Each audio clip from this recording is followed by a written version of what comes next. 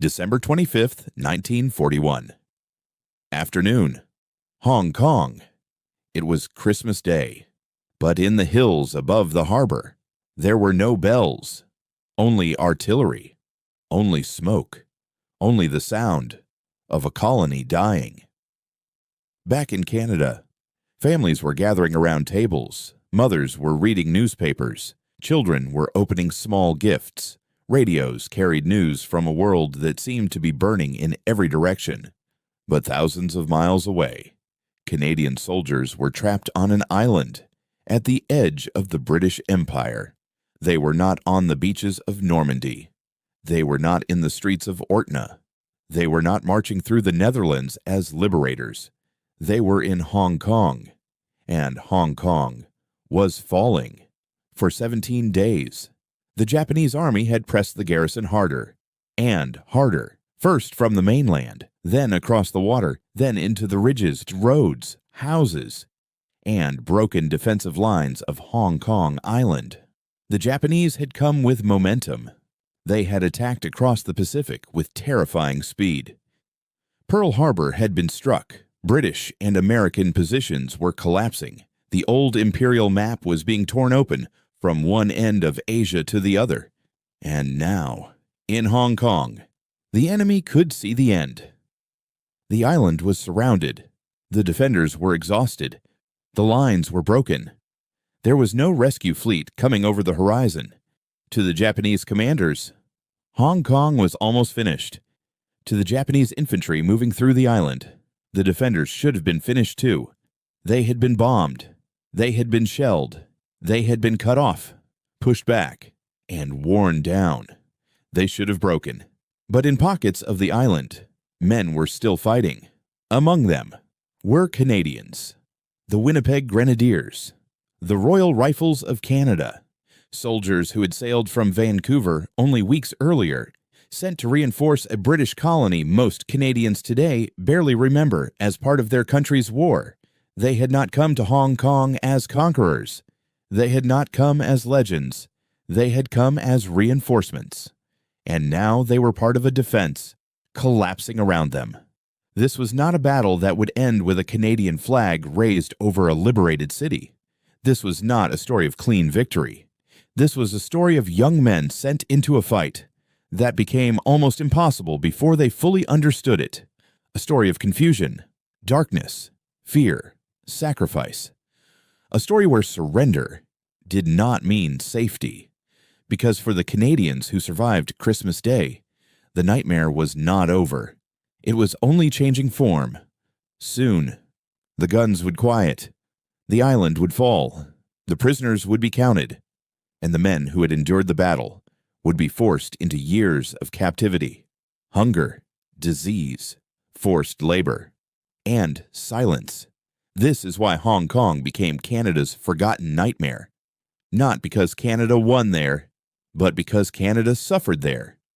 Before Juno, before Ortona, before the Scheldt, before so many of the victories Canadians would later remember with pride, there was Hong Kong, a distant colony, a doomed defense, a Christmas surrender, and a group of Canadian soldiers trapped at the beginning of Japan's Pacific War. To understand the nightmare, you have to begin with the question most viewers ask first. Why were Canadians there?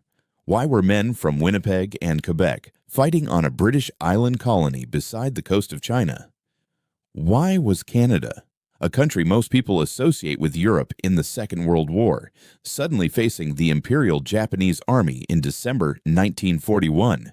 For many people, Canada's war is remembered through Europe, Dieppe, Italy, Normandy, the Scheldt, the liberation of the Netherlands. Those names became part of Canada's national memory. But Canada's war was never only in Europe. Canada also fought on the Atlantic. Canada trained aircrew for the Allied Air War. Canada sent soldiers across oceans into places most Canadians at home could barely picture. And in late 1941, Canada sent a force to Hong Kong. It was known as Force C. Its main fighting units were two Canadian battalions, the Winnipeg Grenadiers and the Royal Rifles of Canada. They were sent to reinforce the British garrison. On paper, it was a strengthening of the colony's defense, but geography was already against them. Hong Kong was isolated. It sat close to Japanese-held territory. It depended on sea routes, imperial confidence, and assumptions about how the next war in Asia would unfold. And those assumptions were about to be destroyed. The Canadians arrived only weeks before the Japanese attack. That timing is what gives the story its tragic weight. They did not arrive early enough to transform the colony into a fortress. They did not arrive with enough strength to change the balance of power. They arrived just before the Pacific exploded. To the Japanese High Command, Hong Kong was not the center of the war. It was one target in a much wider offensive. But to the Canadians inside it, Hong Kong became the whole world. Every hill mattered. Every road mattered. Every message that failed to arrive mattered. Every hour made the island feel smaller. The tragedy was not that Canada arrived too late to fight. The tragedy was that Canada arrived just in time to be trapped. These men were not sent into a legend. They were sent into a calculation. A distant imperial outpost needed reinforcement. Canada provided it. And then history moved faster than anyone around them could stop. The Canadian soldier of the Second World War is often remembered in Europe, in the mud of Italy, in the ruins of Ortona, on the beaches of Normandy, in the flooded approaches to the Scheldt, in Dutch towns where Canadian troops were welcomed as liberators. Those stories matter, but they are not the whole story. In Europe, German soldiers would come to know Canadians as aggressive infantry. In Italy, Canadians fought through mountains, rivers, and towns where every street could become a battlefield. In the Netherlands, Canadians became tied forever to liberation and gratitude. But Hong Kong was different. There was no liberation there, no long advance, no final breakthrough, no enemy retreat turning into victory. Hong Kong was not a story of Canadian soldiers pushing forward across Europe. It was a story of Canadian soldiers being surrounded at the edge of Asia. The Germans later faced Canadians in a war of attrition, production, Allied air power, and massive combined offensives. The Italians saw Canadians inside the brutal grinding campaigns of the Mediterranean. The Dutch remembered Canadians as the men who came at the end of occupation. But the Japanese met Canadians in a very different moment. Not when Canada was advancing. Not when Allied power was overwhelming. Not when the enemy was collapsing. They met Canadians at the beginning of Japan's Great Offensive. At a moment when Japan was confident. At a moment when Allied positions across the Pacific were being struck almost at once. At a moment when Hong Kong looked exposed, isolated, and doomed. That is what makes this battle so dark. The Canadian units in Hong Kong were not entering a campaign where the Allies held the initiative. They were entering a disaster already forming around them. They were not part of a great army moving toward victory. They were part of a garrison trying to survive. The opening blow of a Pacific empire. The enemy expectation was simple. Hong Kong could be broken. The British colony could be taken. The defenders could be overwhelmed. And in the end, Hong Kong would fall. That part is true. But the path to that fall was not clean. It was not painless. It was not without resistance. The Canadians were not invincible. They were not perfectly prepared. They were not enough to save the colony. But they were there. And when the Japanese advance reached them, the battle stopped being a line on a map. It became hills, darkness, fear, confusion, and close-range fighting. October 1941. Vancouver Harbor. The war still felt far away. For many Canadians, the Second World War was still something imagined through Europe. Britain under air attack, German submarines in the Atlantic. Canadian troops training for a war that seemed to belong on the other side of the world, but on the west coast of Canada, men were boarding ships for a different war. Not Germany, not Italy, not France, Japan. They were called Force C. The name sounded clean, administrative, almost forgettable. But behind that name were real men. The Winnipeg Grenadiers, the Royal Rifles of Canada, soldiers from prairie cities, Quebec communities, small towns, working families, and homes that had no idea how far away the war was about to take them. They were not sailing toward fame. They were not sailing toward a battlefield already famous in Canadian memory. They were sailing toward Hong Kong, a British colony on the edge of the South China Sea, a place of hills, harbors, narrow roads, steep ridges, crowded streets, and water on almost every side. To the men on the ships, Hong Kong may have looked like reinforcement duty, a posting, a garrison, a show of Allied strength. But to Japanese planners, Hong Kong sat inside a much larger picture. It was not isolated in their minds.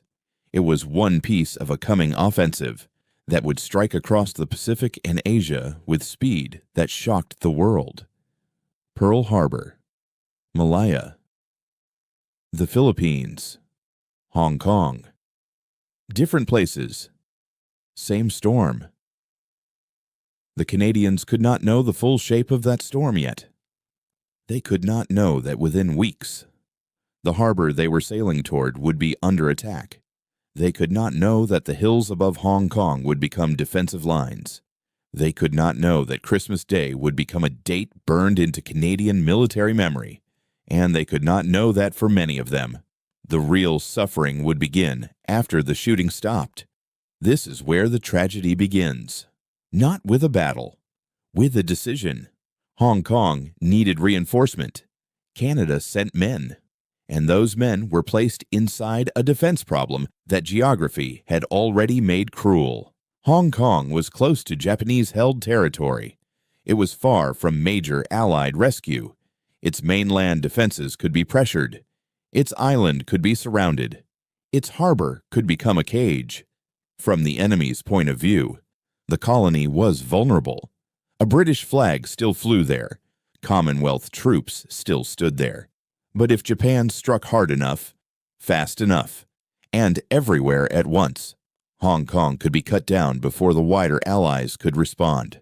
The Canadians were not sent into a fair fight. They were sent into a place where the strategic clock was already running out, not because they lacked courage, not because they would not fight, but because courage cannot move an island. Courage cannot create a rescue fleet. Courage cannot undo bad timing. And timing was everything. By the time Force C reached Hong Kong, the trap was not closed, but its shape was already there. The water, the hills, the enemy nearby, the assumptions, the silence before the attack, and the Canadian soldiers, standing beneath a foreign sky, were about to discover that they had not arrived at the edge of the war. They had arrived at one of its opening wounds. December 8, 1941. Dawn, Hong Kong. The first explosions told the garrison that the world had changed overnight. Japan had moved. Not in one place. Everywhere. Across the Pacific, Allied bases were being struck with a speed that seemed almost impossible to understand in real time. Pearl Harbor was burning. Malaya was under attack. The Philippines were in danger. And Hong Kong, isolated and exposed, was now inside the same wave. To the Japanese Army, Hong Kong was a target, a British imperial position, a symbol, a military obstacle, but not an obstacle they expected to hold for long. The enemy had the initiative. They had the momentum. They had prepared the blow. And the defenders were now reacting to a war that had already arrived at their doorstep. For the Canadians, the shock must have been brutal.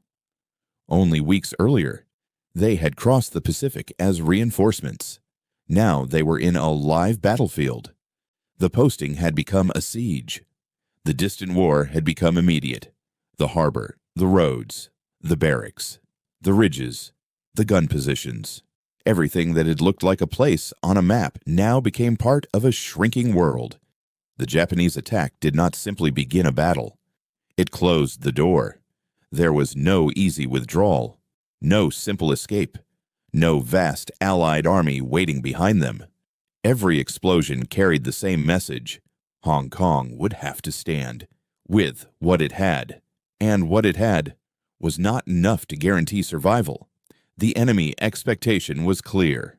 Bomb the colony, pressure the mainland, break the defensive line, force the garrison backward, compress the defenders onto the island, then finish the battle. It was not personal at first. It was operational, a planned strike against a vulnerable position. But war has a way of turning plans into close-range horror. On paper, Hong Kong could be reduced. On a map, arrows could move cleanly. But on the ground, men still had to advance. Positions still had to be taken. Roads still had to be crossed. Defenders still had to be forced out of holes, ridges, buildings, and broken lines. For the Japanese soldiers moving forward, the early campaign carried confidence. They had surprised the Allies. They had momentum behind them. They were part of an offensive that made the old empires look slow and unprepared. Hong Kong should have been another collapsing point. And in many ways, it was. The defenders were pushed. The pressure increased. The colony began to shrink under attack. But the Canadians were now part of that shrinking defense. Not watching history. Rated 4. Inside it. The Winnipeg Grenadiers and Royal Rifles were not facing the war they had trained for in imagination. They were facing the war as it arrived. Fast, loud, confusing, unforgiving. This was the first shock. Not only that Japan attacked, but that everything changed at once. After the first shock came the pressure. Relentless pressure. The Japanese advance began to turn Hong Kong from a colony into a trap. On the mainland side, defensive positions were tested, struck, and pushed. The old lines that were supposed to delay the enemy now had to face the full weight of an army moving with confidence. From the Japanese point of view, the pattern was beginning to confirm itself. The defenders were falling back. The colony was narrowing. The initiative belonged to Japan. This is what the enemy expected. Not an easy stroll. Not necessarily a battle without casualties, but a collapse. A British colony isolated from rescue. A garrison under pressure. A harbor that could become a barrier instead of a shield. A final island defense waiting to be surrounded. The Japanese did not need Hong Kong to disappear in one moment. They needed to keep squeezing. And every mile mattered. Every road lost mattered. Every position abandoned mattered. Because the less space the defenders had, the less future they had. For the men inside the garrison, this was not strategy. It was movement under threat, orders, withdrawals, confusion, the sound of aircraft, the sound of artillery, the knowledge that the enemy was not somewhere far away anymore. He was closer each day. The Canadians were part of the defense, but they were not controlling the campaign. That is important. They were not superheroes dropped into Hong Kong to change history. They were soldiers inside a larger Allied position that was being compressed by a stronger offensive. They could fight. They could hold local ground. They could endure. But they could not reverse the strategic reality by themselves. And this is where the nightmare becomes more honest, because heroic stories often pretend that courage is enough. But Hong Kong shows something darker. Courage can exist inside defeat. Discipline can exist inside confusion. Sacrifice can happen even when victory is already slipping away. The defenders on the mainland were pushed back. The island became the final defensive space. And for the Japanese, the next phase was obvious. Cross the water. Break the island. Force surrender. But between expectation and surrender stood the last hard part of the battle. The island itself. Hong Kong Island was not an open field. It was hills, ridges, roads, buildings, gaps, and broken lines of sight. It could confuse attackers and defenders alike. At night, it could turn into a maze. And when men fight in a maze, even a doomed defense can become dangerous. December 18th, 1941. Night, Hong Kong Island. The water was black. But it was not still. Across the harbor, Japanese assault troops were preparing to cross. For days, Hong Kong had been compressed under pressure. The mainland had been struck. Defensive positions had been forced back. The island had become the final space left to defend. And now, even that space was about to be invaded. From the Japanese side, the next step seemed clear. The colony had been weakened. The defenders were tired. The air and artillery attacks had done their work. The mainland had been lost. The island was exposed. This was supposed to be the final tightening of the fist. Cross the water. Break the remaining defense. Force surrender.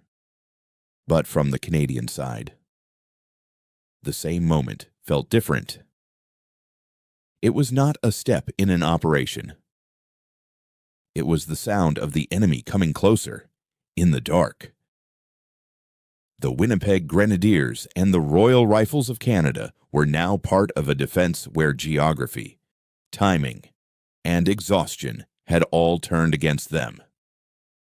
They were not standing in a wide battlefield with clear front lines.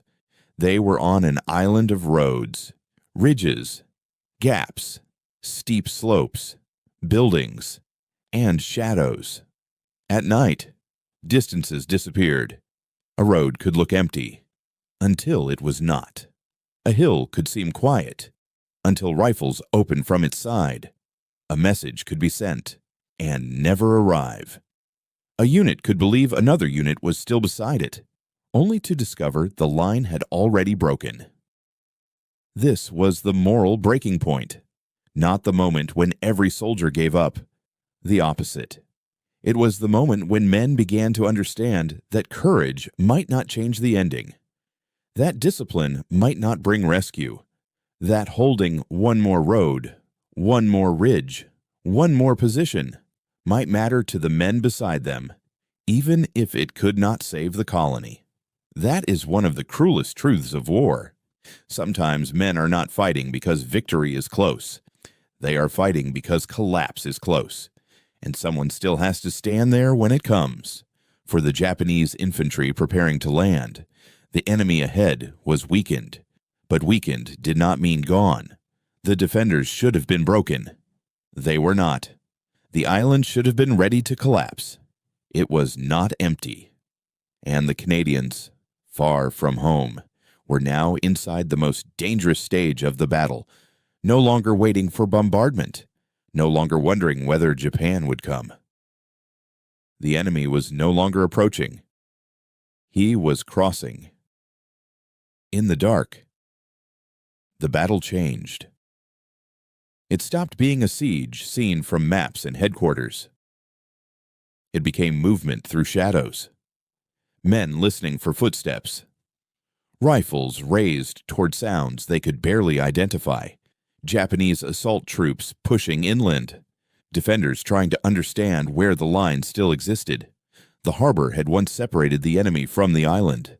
Now it had failed. And when the first Japanese troops came ashore, Hong Kong entered its most terrifying phase.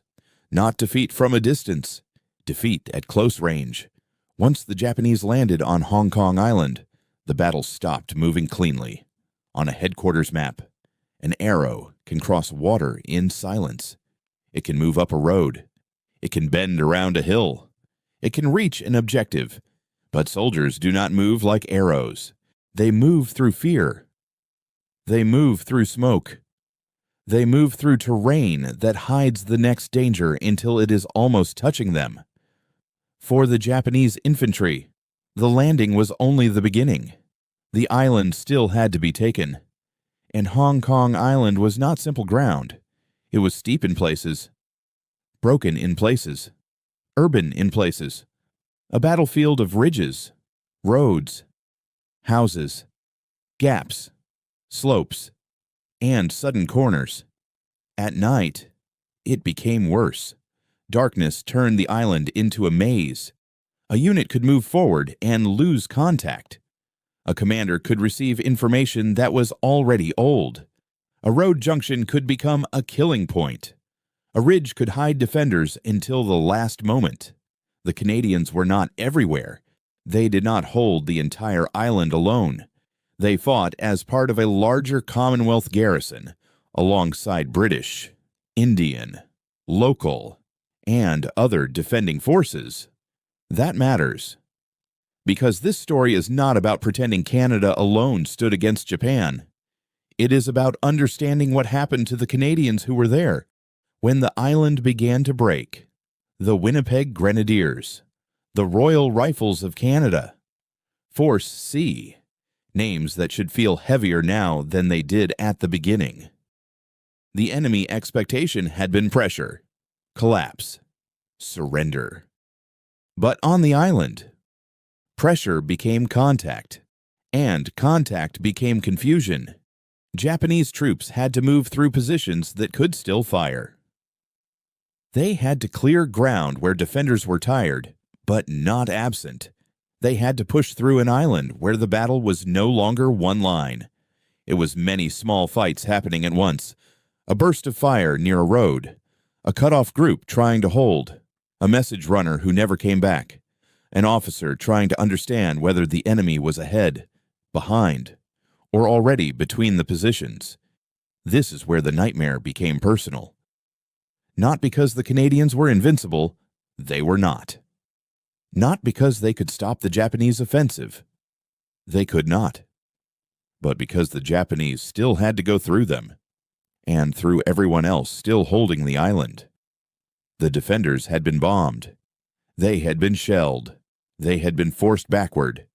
They should have broken. They did not. Not everywhere. Not all at once. In places, resistance continued. In places, men held longer than the enemy wanted. In places, the advance became slower, uglier, and more dangerous than a map could ever show. And, for the Canadians inside those positions, the battle was no longer about the fate of an empire. It was about the next few yards, the next ridge, the next burst of fire, the next man beside them, the next order that might never arrive. This was tactical adaptation in its most desperate form. Not a clever maneuver drawn in a war college. Adaptation meant surviving a battlefield that no longer made sense.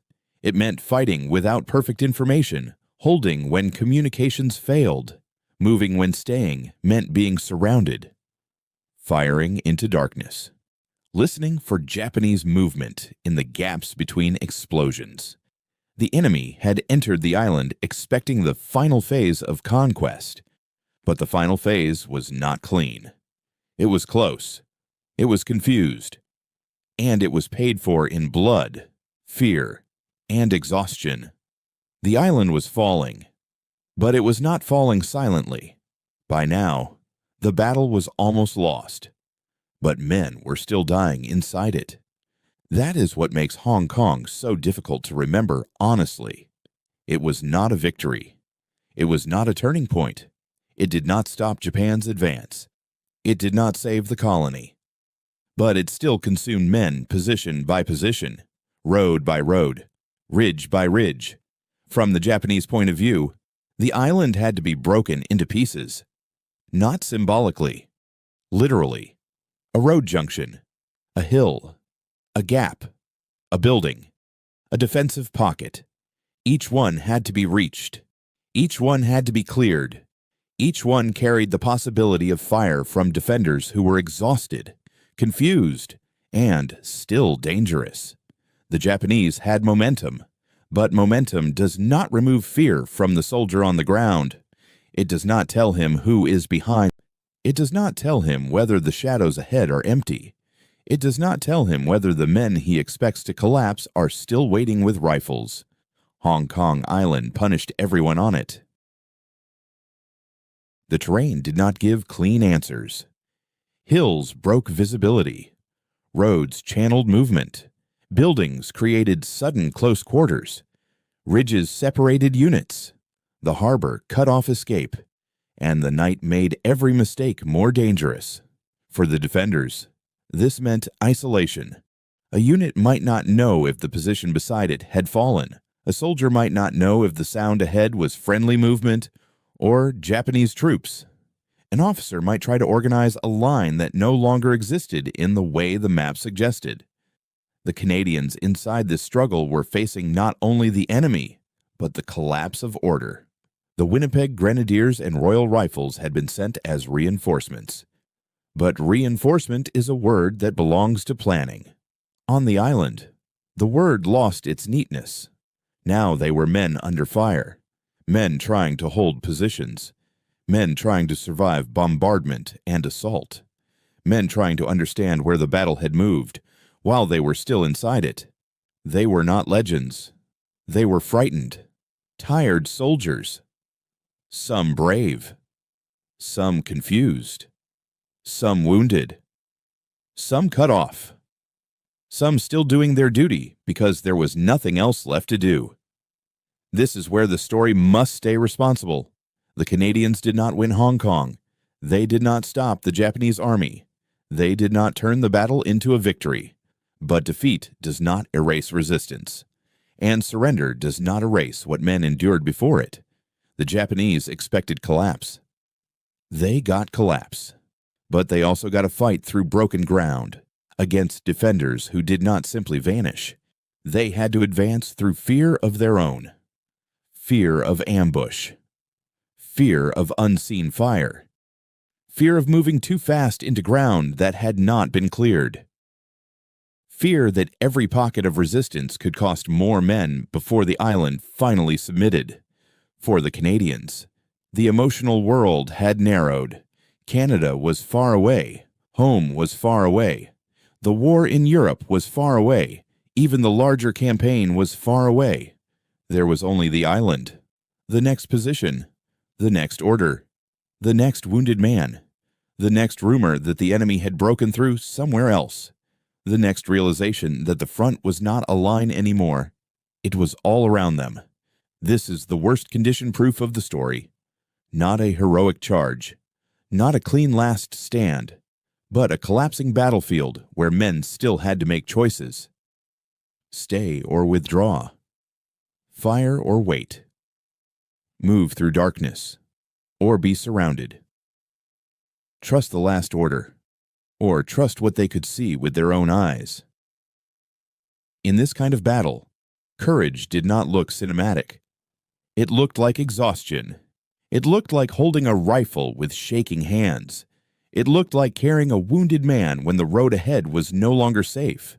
It looked like obeying an order that might already be obsolete. It looked like continuing, even when the ending was becoming obvious. And for the Japanese soldiers pressing forward, the realization grew in physical form. Hong Kong would fall, but it would not fall as an empty place. It would fall with men still inside the ruins of its defense. It would fall through confusion. It would fall through close combat. It would fall through exhaustion. It would fall through the breaking of one position after another. By the final days, the battle had become a cruel contradiction. The outcome was almost certain, but the cost was still unfinished. The defenders were losing, but the suffering was still increasing. The enemy was winning, but the island was still dangerous. And the Canadians, who had sailed from Vancouver only weeks earlier, They were now part of a battle that would follow the survivors for the rest of their lives. Not because they had conquered, because they had endured. Not because they had become mythic, because they had been trapped in something real. And the closer Hong Kong came to surrender, the darker the story became, because what waited after the battle was not relief. It was captivity. By the final phase of the battle, the outcome was no longer the question. The question was the cost. Hong Kong was going to fall. Japanese commanders understood it. The defenders understood it. The men still fighting through the island understood it. But battles do not become less violent once the ending becomes obvious. Sometimes they become more violent, because once victory feels close, pressure increases. The attacker wants the final resistance crushed. The defender understands there may be no second line left behind him. And in Hong Kong, that final pressure turned the island into something darker than a battlefield. It became a place where organized defense was breaking apart under exhaustion, bombardment, isolation, and fear. From the Japanese command perspective, the operation was moving toward success. The colony had been isolated. The mainland had fallen. The island had been invaded. The defenders were fragmented. And yet, even now, resistance still existed. Not everywhere. Not cleanly. Not as some perfect line of heroic defense, but in enough places to keep the island dangerous. This is where the story must stay honest. There is no evidence that Japanese commanders suddenly saw the Canadians as mythical super soldiers. That is not this story. The Japanese army had already fought brutal campaigns in China. It was experienced, aggressive, and moving with enormous momentum across the Pacific. But there is still an enemy realization inside Hong Kong, not a realization about invincibility, a realization about resistance. The colony would not simply empty itself. The defenders would not disappear because defeat was approaching. The battle still had to be finished physically, position by position, street by street, hill by hill.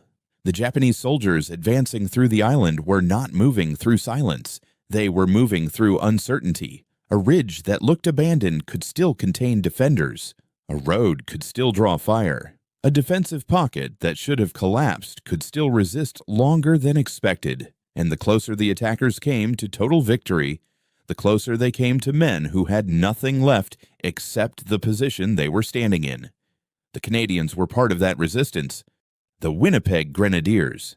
The Royal Rifles of Canada. By now, they were no longer simply reinforcements sent from Canada. They were survivors inside a collapsing battle. Hungry, exhausted, cut off in places, still trying to hold ground that was becoming impossible to hold. This is the important distinction. They were not winning, but they were still there. And sometimes, in war, simply still being there changes the emotional reality of the battlefield. The Japanese offensive across Asia had been built on speed, shock, momentum. But momentum becomes slower inside broken terrain, where defenders continue fighting after the larger outcome is already clear. That does not stop victory. It changes the feeling of victory. It makes the final phase uglier, closer, more exhausting, more human. And by now, another realization had begun to spread through the defenders themselves. No rescue was coming. No great Allied counterattack was sailing toward the harbor. No miracle would reverse the situation. The battle had narrowed into survival. The island had narrowed into fragments.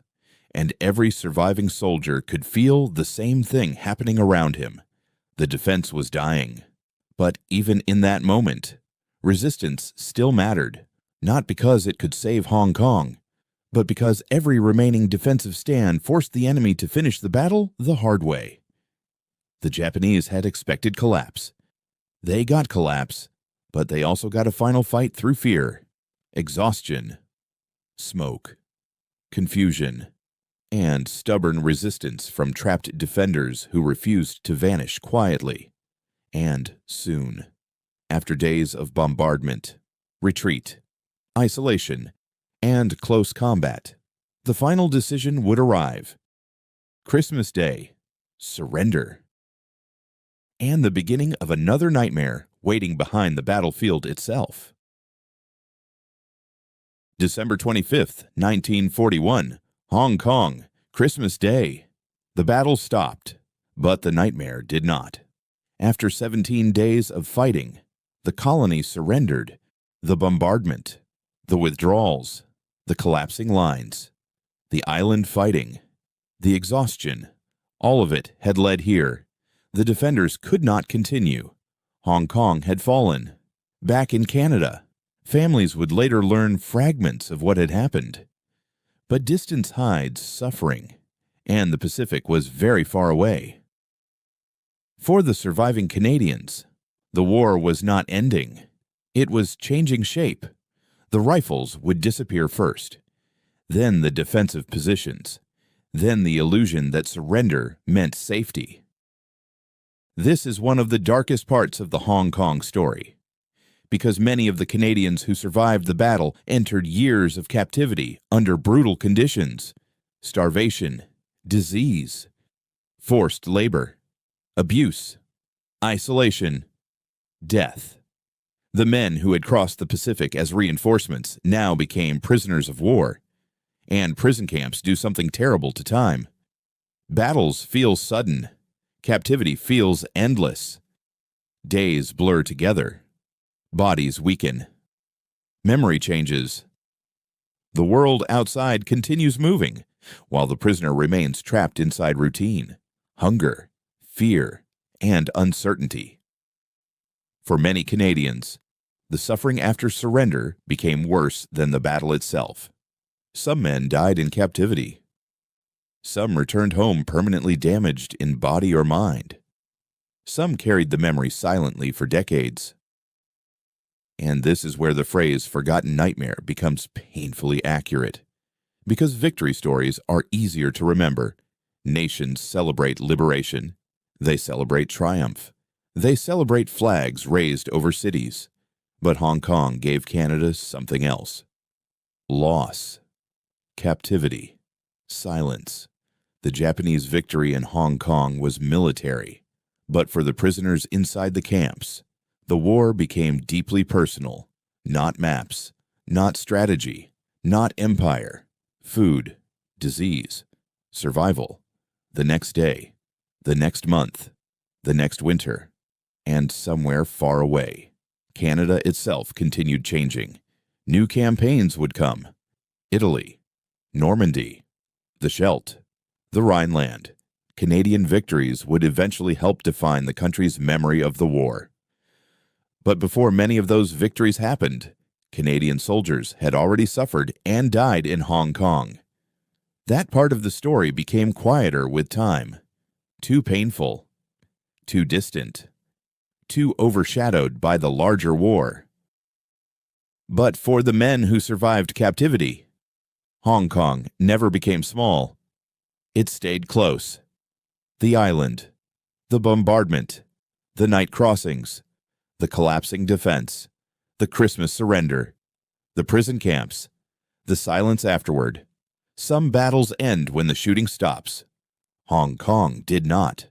It followed the survivors home. And long after the war moved on, many Canadians still did not fully know what had happened there. There are some battles a country repeats constantly. Battles that become part of national identity. Part of school books. Part of memorial speeches. Part of pride. Hong Kong became something different. Not because courage was absent there, but because victory was absent there. The Winnipeg Grenadiers and the Royal Rifles of Canada were not sent into a glorious campaign. They were sent into a collapsing position at the beginning of one of the most violent wars in human history. They were outnumbered, isolated, far from home, and trapped inside a Pacific battlefield that most Canadians would later know only vaguely, if at all. But forgotten does not mean meaningless. And defeat does not erase sacrifice. Hong Kong matters precisely because it was painful, because it shows something uncomfortable about war. Sometimes courage is not enough. Sometimes men fight hard and still lose. Sometimes soldiers are sent into battles where geography, timing, and strategy have already turned against them. And sometimes the cost continues long after surrender. The Canadians at Hong Kong were not mythical warriors. They were human beings. Frightened, exhausted, determined, confused, young, far from home. Some died in battle. Some died in captivity. Some survived and carried the memory for the rest of their lives. Before Juno Beach, before Ortona, before the Scheldt, Canada had already paid in Hong Kong. That is why the story matters. Not because Canada conquered there. Not because the battle changed the entire war. But because men were asked to stand inside an impossible situation, and many never came home. And maybe that is the real reason Hong Kong became Canada's forgotten nightmare, because it forces memory away from triumph, and toward cost, toward suffering, toward endurance, toward the terrible reality that some battles leave scars deeper than victories leave pride. On Christmas Day, 1941, Hong Kong surrendered, but for the Canadians who survived it, the battle never truly ended.